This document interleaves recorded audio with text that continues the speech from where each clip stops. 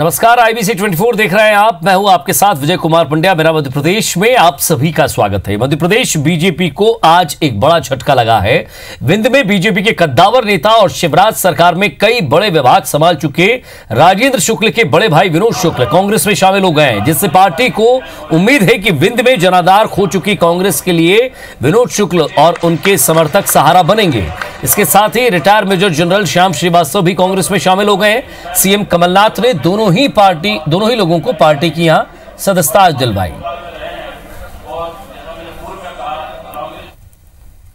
आज जो कांग्रेस में सम्मिलित हुए हैं, इन्होंने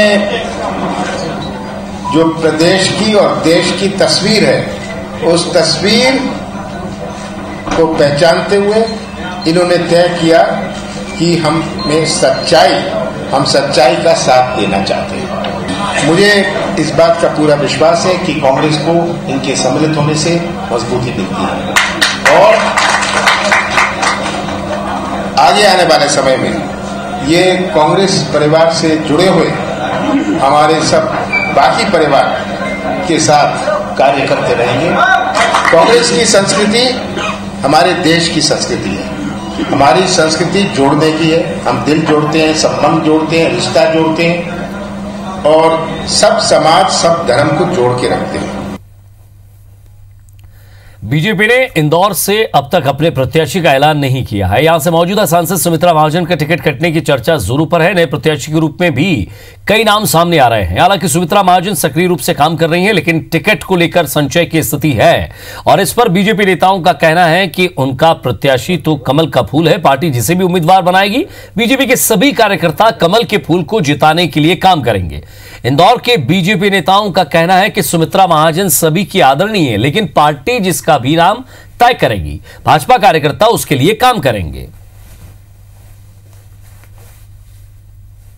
भारतीय जनता पार्टी के कार्यकर्ता के नाते हमारा उम्मीदवार आज कल परसों तय है और उसका नाम है कमल का फूल। हम कमल के फूल के लिए काम कर रहे हैं। हमारी मीटिंगों में आप आइए, हम वार्डों की मीटिंग ले रहे हैं। रमेश जी हैं, मैं हूँ, वरिष्ठ जन जीतते आते हैं, सुमित्रा जी आती है। सुमित्रा जी का भी वक्तव्य सुन, वो कमल के फूल की बात कर रही है। वो स्वयं को वोट मांगने की बात नहीं कर रही है, वो कमल का फूल को जिताने की बात कर रही है। कमल का भारतीय जनता पार्टी चुनाव लड़ती है भैया, कमल का फूल चुनाव लड़ेगा, कोई भी लड़े। दाई भी अच्छी, सभी अच्छे। हमने बोला ना, दाई तो बहुत अच्छी है और सभी अच्छे हैं। हमारे नया जो नया कार्यकर्ता है, जो पहली बार भारतीय जनता पार्टी से जुड़ा है, वो भी उतना अच्छा है जितना ताई अच्छी। भोपाल लोकसभा सीट पर कांग्रेस प्रत्याशी के रूप में दिग्विजय सिंह के नाम का ऐलान होने के बाद से ही बीजेपी से दावेदारी कर रहे नेताओं के तेवर ठंडे पड़ गए हैं। कभी टिकट के लिए दिल्ली तक दौड़ लगाने वाले बीजेपी के ये दावेदार अब पार्टी की बैठकों में भी अपने नाम को लेकर जिक्र नहीं कर रहे हैं। बीजेपी के इन दावेदारों की फहरिस्त में मौजूदा बीजेपी सांसद आलोक संजर से लेकर पूर्व मंत्री उमाशंकर गुप्ता, मेयर आलोक शर्मा और प्रदेश महामंत्री VD शर्मा शामिल हैं। वहीं टिकट की मांग पर अड़े पूर्व सीएम बाबूलाल गौर के सुर भी बदल गए हैं। दरअसल बीजेपी नेता भी जानते हैं कि भोपाल बीजेपी की परंपरागत सीट भले ही रही हो, लेकिन दिग्विजय सिंह को हरा पाना आसान नहीं है। दावेदार अब तर्क दे रहे हैं कि भोपाल सीट का फैसला पार्टी को करना है। इधर स्थानीय नेताओं के हाथ खींचने के साथ ही पार्टी राष्ट्रीय स्तर के चेहरे को भोपाल से उतारने पर मंथन कर रही है, तो कांग्रेस दावा कर रही है कि इस बार वो बीजेपी से सीट छीनने जा रही है। आज क्या है, क्या आवश्यक है, क्या होना चाहिए, जो हमारा नेतृत्व है कई एंगल्स पर देख करके वो तय कर रहा है। इसलिए मुझे लगता है कि इस दिशा में जो भी तय करना है वो भारतीय जनता पार्टी के प्रदेश और केंद्र के नेतृत्व को तय करना है, और वो जो करेंगे वो हम सब लोगों के लिए मुझे लगता है कि अच्छा होगा। वो जो भी तय करेंगे उसको हम स्वीकार करेंगे और भोपाल भी हम बहुत अच्छे मतों से जीतेंगे, क्योंकि देखिए भोपाल में भाजपा की 3 बैठकें हो चुकी हैं भोपाल के उम्मीदवार ढूंढने के लिए केंद्रीय चुनाव समिति की। अभी तक नाम तय नहीं हो रहा है। जबलपुर लोकसभा सीट से कांग्रेस की ओर से विवेक तनखा को प्रत्याशी बनाए जाने की खबरें चल रही है, जिस पर विवेक तनखा ने कहा है कि फिलहाल राज्यसभा में उनका 3 साल का कार्यकाल बचा है। अगर वो लोकसभा जाते हैं तो राज्यसभा में खाली हुई उनकी सीट पर पार्टी को उपचुनाव से गुजरना पड़ेगा। विवेक तनखा के मुताबिक उन्होंने कांग्रेस अध्यक्ष राहुल गांधी और पीसीसी अध्यक्ष कमलनाथ को यह व्यवहारिक परेशानी बता दी है, जिस पर पार्टी विचार कर रही है। विवेक तनखा का कहना है कि अगर फिर भी पार्टी उन्हें जबलपुर लोकसभा सीट से टिकट देती है तो वो पार्टी का फैसला मानने के लिए तैयार है। आपको बता दें कि जबलपुर सीट से बीजेपी ने राकेश सिंह को यहां अपना प्रत्याशी बनाया है, जिनके मुकाबले कांग्रेस को मजबूत चेहरे की तलाश है। फिलहाल पार्टी संगठन को भेजे गए नामों के पैनल में विवेक तनखा ही सबसे आगे चल रहे हैं। राहुल जी और कमलनाथ जी जो डिसाइड करेंगे वो जबलपुर का या सब मध्य प्रदेश का कैंडिडेट होगा। मैंने भी कमलनाथ जी को बोल दिया है कि ठीक है, मेरा राज्यसभा अभी है, 3 साल भी है, उसका फिर बाई इलेक्शन भी होना पड़ेगा, ये सब कठिनाइयां हैं। मगर अगर राहुल जी और कमलनाथ जी चाहते हैं, जो जिसको चाहेंगे वो व्यक्ति कैंडिडेट बनेगा। मध्य प्रदेश कांग्रेस के कार्यकारी अध्यक्ष रामनिवास रावत ने मोदी सरकार पर निशाना साधा है। एक निजी कार्यक्रम में श्योपुर पहुंचे रामनिवास रावत ने कहा कि मुरैना श्योपुर के क्षेत्रीय सांसद अनूप मिश्रा कद्दावर नेता हैं, जिनको उनकी पार्टी हल्का साबित करने की कोशिश कर रही है। वहीं रामनिवास रावत ने कांग्रेस में टिकट वितरण को लेकर कहा कि जल्द ही लोकसभा के सभी टिकटों का ऐलान हो जाएगा। खुद के टिकट को लेकर उन्होंने कहा कि पार्टी का जैसा आदेश होगा उस तरह से काम करेंगे। रामनिवास ने कांग्रेस की न्यूनतम आय गारंटी योजना के वादे को लेकर कहा कि आरबीआई के पूर्व गवर्नर ने भी इसे अच्छा बताया है। रावत ने राहुल गांधी और हिंदुत्व के मुद्दे को लेकर बोला कि राहुल गांधी सनातन धर्म से हैं और वो मंदिर भी जाते हैं और राजस्थान के अजमेर शरीफ भी जाते हैं। प्रथम चरण के टिकट घोषित हो गए हैं। जैसे जैसे चरण आते जा रहे हैं वैसे वैसे लगातार घोषणाएं की जा रही हैं। बहुत जल्दी ही लोकसभा के टिकटों की घोषणा हो जाएगी। राहुल गांधी जी अजमेर शरीफ भी गए जब राजस्थान दौरे के समय, और सभी जगह दौरों के समय मंदिर भी गए। इसमें हिंदुत्व कहाँ से झलकता है भाई? अपने धर्म का पालन करना, भगवान के दर्शन करना, मैं तो नहीं समझता कि हिंदुत्व है। मंडला में उत्तर प्रदेश के परिवहन मंत्री और एमपी के लोकसभा चुनाव प्रभारी स्वतंत्र देव सिंह ने दावा करते हुए कहा है कि मैं भी चौकीदार अभियान को बड़ी संख्या में समर्थन मिल रहा है। वहीं उन्होंने ये बताया कि 31 मार्च को शाम 5 बजे प्रधानमंत्री नरेंद्र मोदी देश के 500 स्थानों से जुड़कर लोगों से संवाद करेंगे। उधर उन्होंने मंडला के बीजेपी कार्यालय में कार्यकर्ताओं से मुलाकात कर बैठक को संबोधित किया और पीएम मोदी के कामों की तारीफ की। उन्होंने कहा कि राहुल गांधी के चौकीदार शब्द पर गलत आरोप लगाने की वजह से 16 मार्च को चौकीदार अभियान शुरू हुआ। वहीं कल पीएम मोदी का कार्यक्रम भोपाल के रोशनपुरा चौराहे में आयोजित किया जाएगा और ग्वालियर में इस संवाद में पूर्व सीएम शिवराज सिंह चौहान, केंद्रीय मंत्री नरेंद्र सिंह तोमर, ये तमाम बड़े नेता मौजूद रहेंगे। देश का सेवक हूं, देश का चौकीदार हूं। न खाऊंगा, न खाने दूंगा, न सोऊंगा, न सोने दूंगा। और उन्होंने 5 साल में करके दिखाया।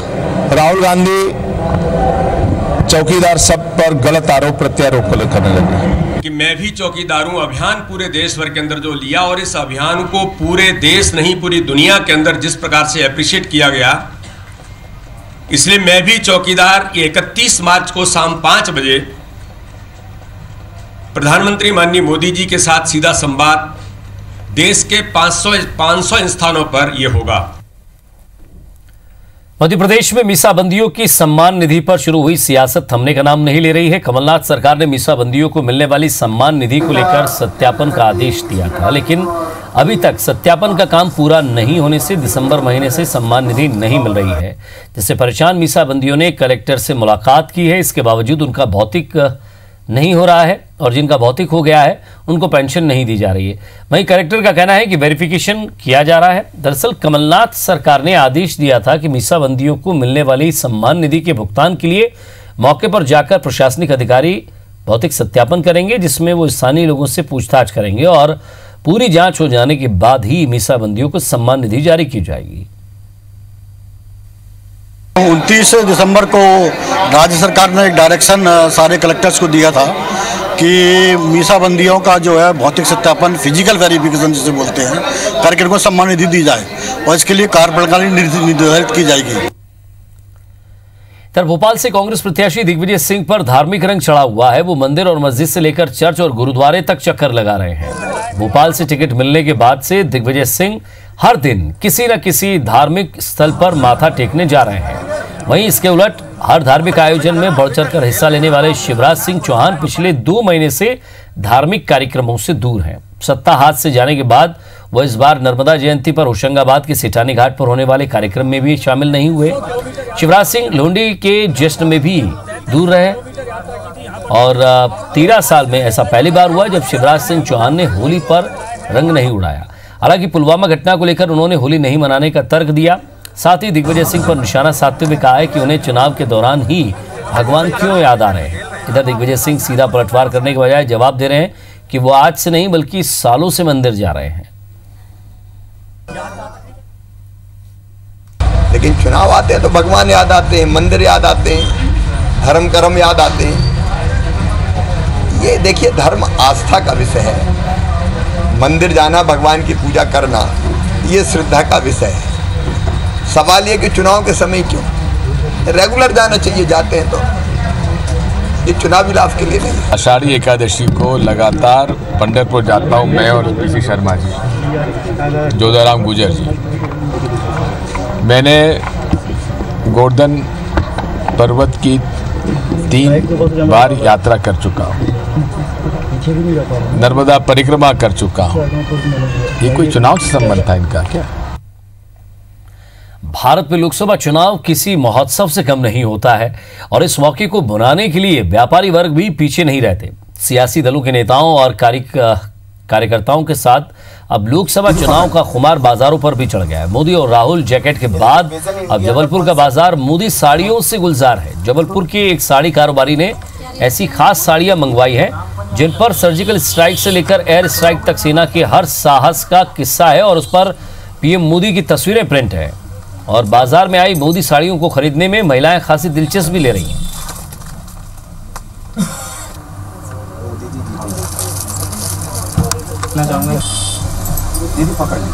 मोदी साड़ियाँ बहुत पसंद आ रही और ये हम सब महिलाएं ज़्यादातर पसंद कर रहे हैं और हम अपना वोट मोदी जी को ही देना चाहेंगे, हम और हमारे परिवार को। देखिए, महिला परिधानों की यदि बात करें तो महिलाओं को किसी भी परिधान के आइटम में इतनी जल्दी रुचि नहीं आती है।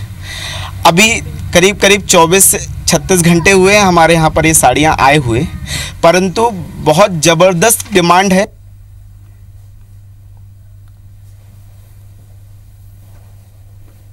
इंडिया का कॉन्सेप्ट है। तो तस्वीरें आप देख रहे हैं, महिलाएं पहुंच रही हैं मोदी साड़ी को देखने के लिए और ये साड़ी का जो शोरूम है वो भी आकर्षण का केंद्र बना हुआ है। बहुत बढ़िया।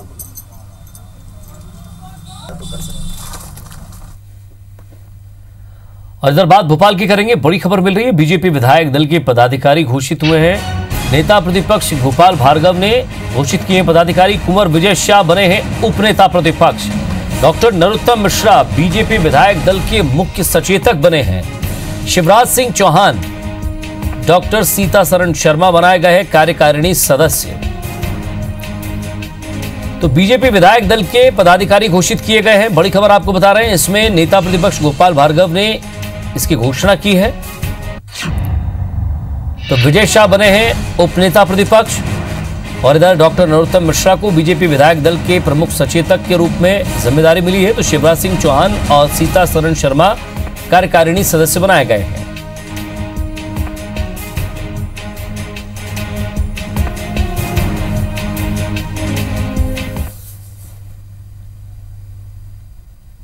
तो भोपाल सीट चर्चा में है और भोपाल सीट से कांग्रेस प्रत्याशी बनाए गए दिग्विजय सिंह आज मीडिया के सवालों से बचते नजर आए। मीडिया से सवाल पूछने से पहले ही उन्होंने कहा कि वो जो कहेंगे वो चलाना हो तो चलाइए, वो मीडिया के किसी सवाल का जवाब नहीं देंगे।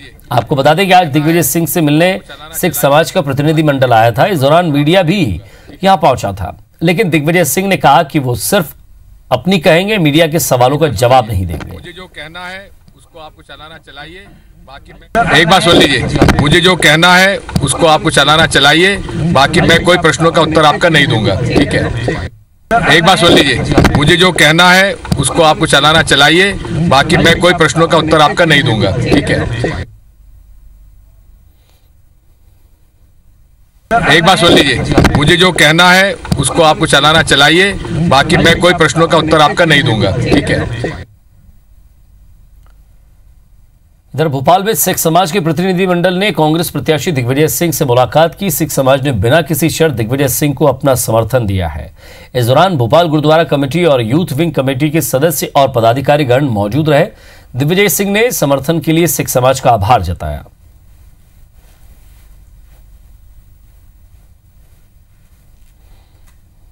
कोई बीजेपी में किसी पर कोई बुराई नहीं है, ना कि कांग्रेस में, क्योंकि हम इनके प्रति समर्पित हैं। हम इसलिए इनके पास आए, इनके लिए काम करेंगे। मैं बेहद आभारी हूँ हमारे सिख समुदाय के लोगों का, जिन्होंने इस देश की रक्षा और सुरक्षा के लिए न केवल त्याग किया है, तपस्या की है, लेकिन बलिदान भी किया है। मुरैना से बड़ी खबर, चंबल के बीड़ों से 3 मजदूरों का अपहरण किया गया है। सड़क पर काम करने वाले 3 मजदूर अगवा किए गए हैं। हथियारबंद बदमाशों ने तीनों को अगवा किया है।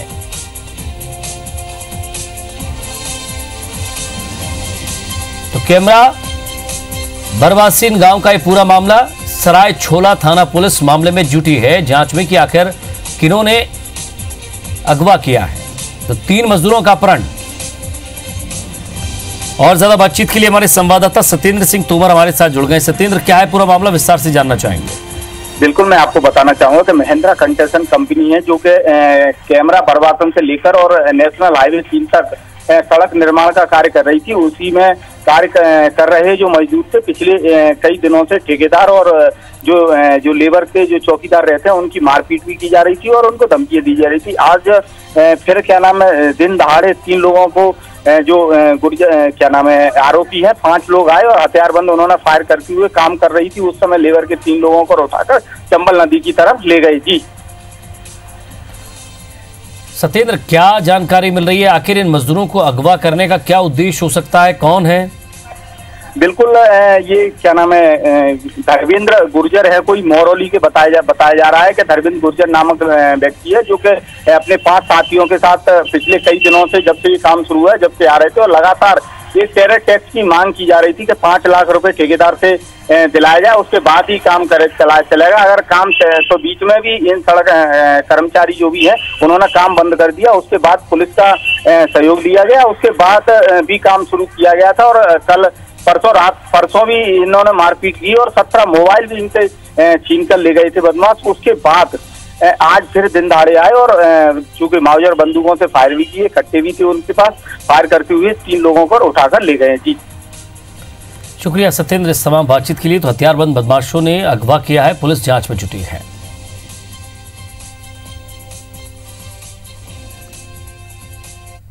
ग्वालियर में प्रशासन ने 2 अप्रैल के मद्देनजर पूरे जिले में धारा 144 लगा दी है। साथ ही 250 से ज्यादा ऐसे लोगों को चिन्हित किया है जो उपद्रव फैला सकते हैं। इसके साथ ही 13 लोगों को जिला बदर करने की कार्रवाई की जा रही है। दरअसल बीते 2 अप्रैल 2018 को SC/ST एक्ट को लेकर हिंसा हुई थी, जिसमें 9 लोगों की मौत हो गई थी। ऐसे में प्रशासन ने आगामी 2 अप्रैल को लेकर पूरा एक्शन प्लान तैयार कर दिया। तो डबरा, थाटीपुर, मुरार और इन इलाकों में धारा 144 लगाई गई है। जगह जगह पे पिकेट पॉइंट्स बनाए गए हैं, पुलिस का गश्त हो रहा है। कई जगह जो इलीगैलिटीज़ चल रही थी होटलों में, बार में, उस पर कार्रवाई की जा रही है। रोड ट्रैफिक को व्यवस्थित करने का काम किया जा रहा है। अगर हमको ऐसा लगता है कि अगर इसमें सोशल मीडिया का दुरुपयोग वाले अगर 1-2 पॉइंट्स भी आते हैं तो हम लोग इंटरनेट की सर्विसेज कुछ समय के लिए हम बंद करने पर भी विचार कर सकते हैं। इधर ग्वालियर यूनिवर्सिटी थाना क्षेत्र के CSP RC भोज की बीती रात हार्ट अटैक आने से मौत हो गई है, जिन्हें आज पुलिस अफसरों ने श्रद्धांजलि दी है। उनके बाद उनके शव की उनके निजी निवास मुरैना भेज दिया गया है। दरअसल बीती रात RC भोज ड्यूटी खत्म करके अपने निवास पहुंचे थे, जिसके बाद सुबह जब उनके काम करने वाले एक शख्स ने चाय देने के लिए उनके कमरे का दरवाज़ा खोला तो वहाँ उन्हें मृत पाया। इसके बाद CSP को डॉक्टर के पास ले जाया गया, जहाँ उन्हें मृत घोषित कर दिया गया।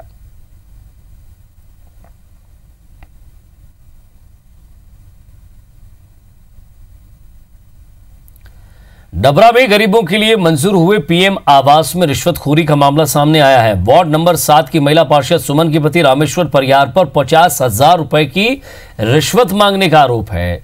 जिन लोगों को योजना के तहत राशि की पहली किश्त मिल चुकी है उनसे 25,000 रुपए लिए गए हैं और जिन लोगों ने पैसे नहीं दिए उनकी दूसरी किश्त रोकने की धमकी दी जा रही है।